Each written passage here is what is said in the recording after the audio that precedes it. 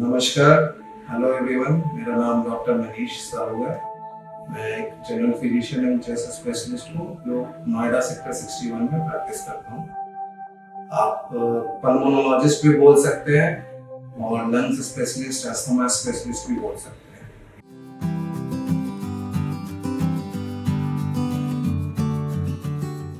So basically आज हम कुछ टॉपिक पे डिस्कशन करेंगे जो थोड़ा बर्निंग टॉपिक है आजकल।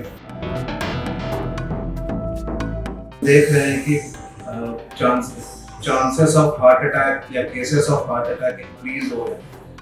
तो if you ask us that yes you are seeing cases of heart attack और not, so basically heart attack के केसेस बहुत ज़्यादा इंक्रीज हो चुके हैं।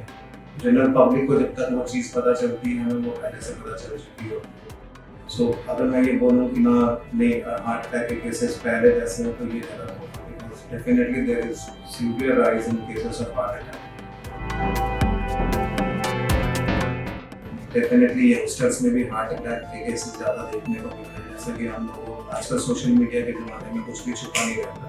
वीडियोस ऐसे आ रहे हैं जिसमें आप देख रहे हो कि जिम में एक 16 साल 17 साल का यंगस्टर जिम करते करते कोलैप्स कर जाता है।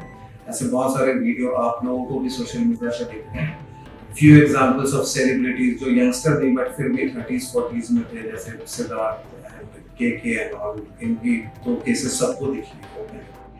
सो व्हाट आर द रीजंस कि यंगस्टर्स में हार्ट अटैक के केसेस क्यों ज्यादा है? According there is no definitive data, जिसकी अभी रिसर्च चल रही है और ये हो रहा है, बट हम कुछ अपने हिसाब से जो कॉमन सेंस जो हमारे एज अ डॉक्टर हमें समझ में आता है वो ये है कि there are some changes regarding the diet, जो कि लास्ट 2-3 साल में डाइट को लेकर बहुत चेंज हुआ है।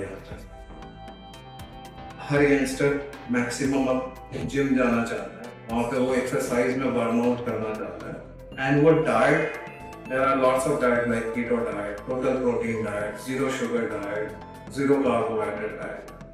So what are the effects? इसके harmful effect जो बॉडी पे हैं वो हमें अभी से असेस करने शुरू कर देने चाहिए। हाँ, हमेशा से balance diet is always good, because protein भी चाहिए बॉडी को, कार्बोहाइड्रेट भी चाहिए बॉडी को, थोड़े अमाउंट में गुड फैट भी चाहिए बॉडी को, because vitamins, calcium, whatever that is regulated in the body all depends on meat-free factor, but mineral fiber। जब हम ओवर एग्जर्ट मतलब बॉडी बनाने के चक्कर में यंगस्टर से ज़्यादा एक्सरसाइज करते हैं और कैलोरी डेफिसिट करते हैं, पोस्ट कोविड बीच में जो वायरल मैं बोल रहा हूँ कि जो होता रहता है उसमें भी लोग रेस्ट नहीं ले रहे हैं प्रॉपर। नाउअडेज अगर आपको वायरल है, मेरे पास कितने पेशेंट ऐसे आते हैं जो वायरल 5 डेज का वायरल अगर चलता है आपके बॉडी, उसमें आप 2 दिन भी ऑफिस से रेस्ट नहीं लेते।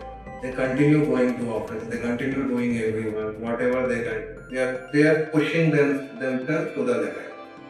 अगर आप रिमेम्बर करो तो केके का केस था, he was suffering from that suffocation and that difficulty, but he was pushing himself to complete the show। So in that case, उसका heart give up कर। Similarly, अगर हमारे पास बॉडी में कोई स्ट्रेस है, कोई वायरल चल रहा है, अगर आपको वीकनेस फील हो रही है, अगर आप डिहाइड्रेटेड फील कर रहे हो, तो please don't push yourself to the limit. आप रेस्ट करो, अपने आप को हाइड्रेट करो। इससे आपके चांसेस ऑफ फॉलिंग सीवियर से और sudden cardiac death and heart attack will decrease definitely. Corona के बाद हार्ट अटैक के केसेस ज्यादा आ रहे हैं। डेफिनेटली यस, कोरोना के बाद भी हार्ट अटैक के केसेस ज़्यादा आए हैं। इस पे भी हमारा डिस्कशन, अभी मैं जब डिस्कशन करूँगा तो मैं ये सारे पॉइंट्स एक एक करके क्लियर करूँगा। बस एक मोस्ट इम्पॉर्टेंट फैक्ट जो अभी कुछ दिनों से सोशल मीडिया पे चल रहा है कि कार्डियक इन्फ्लामेशन। पहले कोविड या उसके पहले अगर आपको ध्यान हो तो जो नॉर्मल वायरल फीवर होता था वो 2 से 3 दिन का होता था। Most of the viral throat and आप अरिथ्रोमाइसिन ओवर द काउंटर खरीदते थे, उसको 2 या 3 डोज खाते थे, उसके लिए आपको पास डॉक्टर के पास आने की जरूरत है। कोविड के बाद से the intensity of viral fever has increased many folds. Like अब तो डॉक्टर के पास मेडिसिन खाने के बाद भी 7-8 डेज 10 डेज तक वो ठीक नहीं होता। सिंपल सोर थ्रोट ठीक नहीं होता। सोर थ्रोट के बाद बॉडी में अगर आप ब्लड टेस्ट कराते हो तो you can see the CRP value, जो पहले ईएसआर एंड सीआर वो बहुत हाई मिलता है आजकल, 80, 100, 84. So what is this CRP? This is not infection in the body, this is inflammation in the body. Inflammation means body में बहुत ज़्यादा जो वायरल हुआ है उसके कारण organs में inflammation हो रहा है.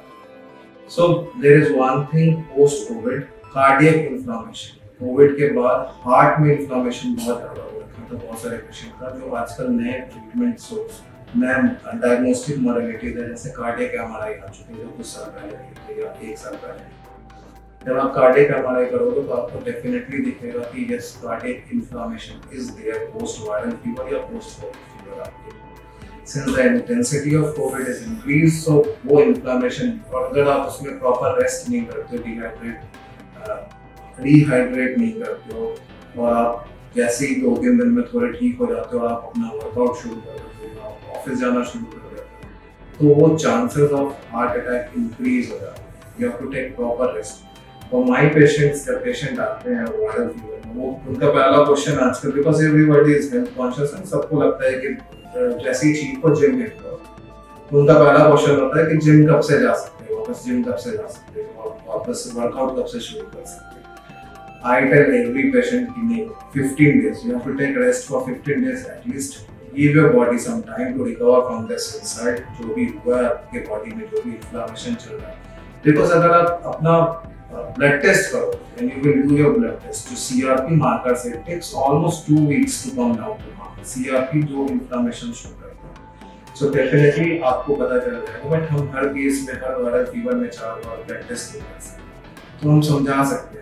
और आपको अपना कॉमन सेंस भी रखना है कि हमें बर्नआउट, जो आजकल का ट्रेंड है ना, बर्नआउट करना, जो जितना काम करता है, जो जितना पुश करता है अपने आप को, वो उतना ज़्यादा एक्टिव, वो उतना ज़्यादा सक्सेसफुल.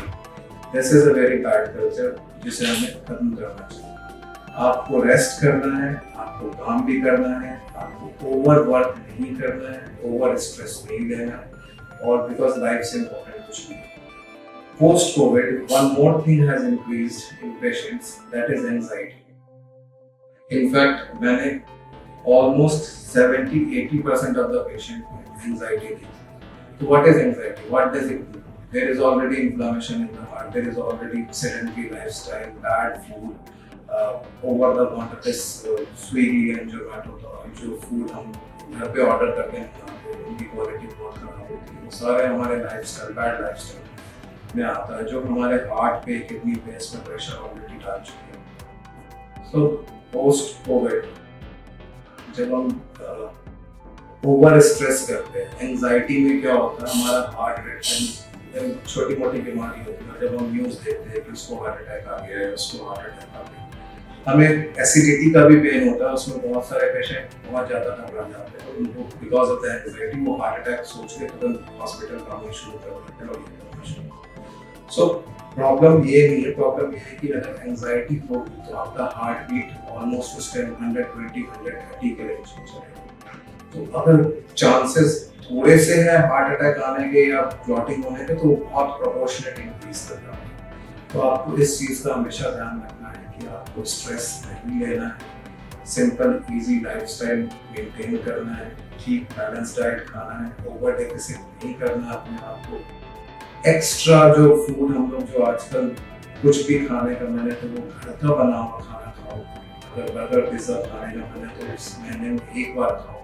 वीकेंड कल्चर को थोड़ा कम करो, वीकेंड पे आपको खाना ही खाना है. These are the things, because जो फूड आप बाहर से ऑर्डर करते हो उसमें बहुत सारे हार्मफुल ऑयल्स होते हैं, बहुत सारे हार्मफुल केमिकल्स होते हैं, बहुत सारे कलरिंग एजेंट्स होते हैं, सोडियम बहुत ज़्यादा होता है उस फूड में, जो बीपी आपका इंक्रीज करता है. So these are the facts.